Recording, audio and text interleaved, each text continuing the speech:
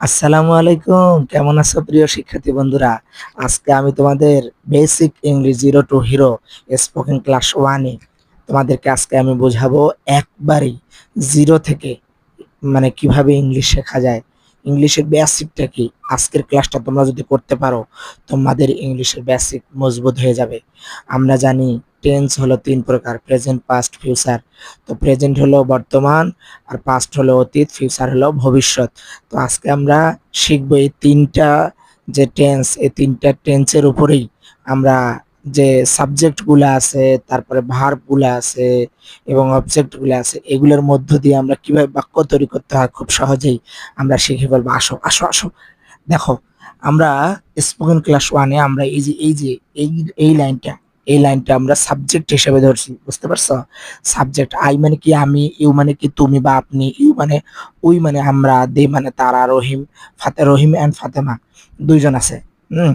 তারপরে হি মানে সে বা তিনি, সি মানে সে বা তিনি। হ্যাঁ। তারপরে ইট মানে ইহা। হ্যাঁ, ইট মানে ইহা বস্তুর ক্ষেত্রে হয়। আচ্ছা, তারপরে দেখো তোমার এই যে সাম, সাম আছে না? সাম ওয়ান, সামবডি, সামথিং, আবার everyone, everybody, everything, no one, nobody, nothing. Someone মানে কি? সামওয়ান মানে আছে কেউ একজন। সামবডি মানে কি? কেউ একজন। সামথিং মানে কি? কিছু। তো আমরা একটু দেখো তো বাক্য তৈরি করার চেষ্টা করি খুব সহজে, মজায় মজায়। এই যে আই, আই, আই এর পরে আই অ্যাম আমি হই, আই ওয়াজ আমি ছিলাম, আই উইল বি আমি হব। আচ্ছা, দেখো তো আমরা আমাদেরকে মনে রাখতে হবে যে আমরা অবজেক্টে আমরা তিনটা জিনিস আমরা সবসময় মনে রাখবো, খুব সহজে আমরা ইংরেজিতে বাক্য তৈরি করতে পারবো: প্রফেশন, লোকেশন এবং কন্ডিশন। তো প্রফেশন মানে কি? পেশা। লোকেশন হচ্ছে স্থান বা জায়গা। কন্ডিশন হচ্ছে শর্ত বোঝাচ্ছে। তাহলে আই অ্যাম এ, প্রফেশনের জায়গায় ডক্টর দিলা, পেশা। I am a doctor, I was a doctor, I will be doctor.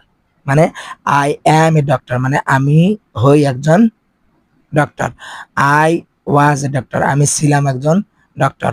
I will be a doctor আমি কি হব, আমি কি হব।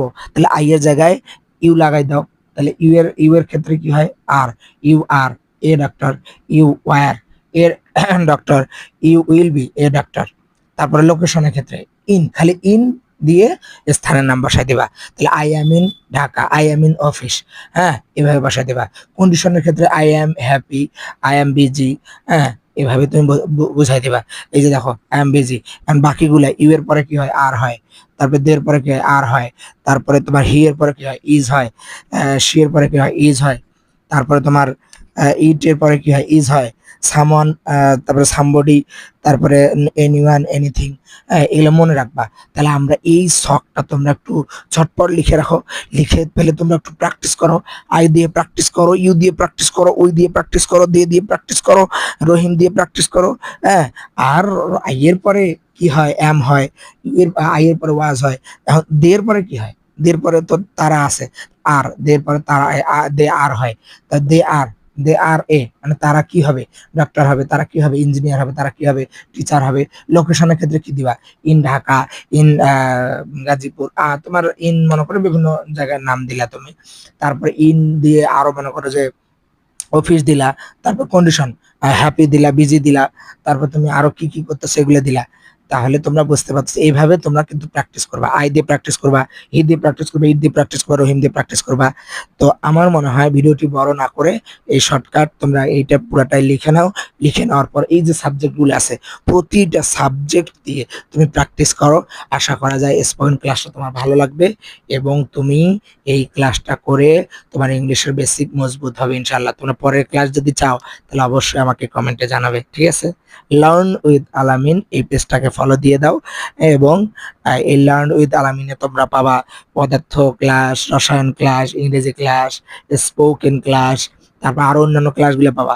তোমরা এই ক্লাসগুলা করতে চাইলে তোমরা ফলো দিয়ে রাখো এবং ক্লাসগুলো করে শেয়ার করো বন্ধুদের, আরো বাকি বন্ধুরা যাতে তোমাদের এই ক্লাসগুলো দেখতে পারে। আসসালামু আলাইকুম।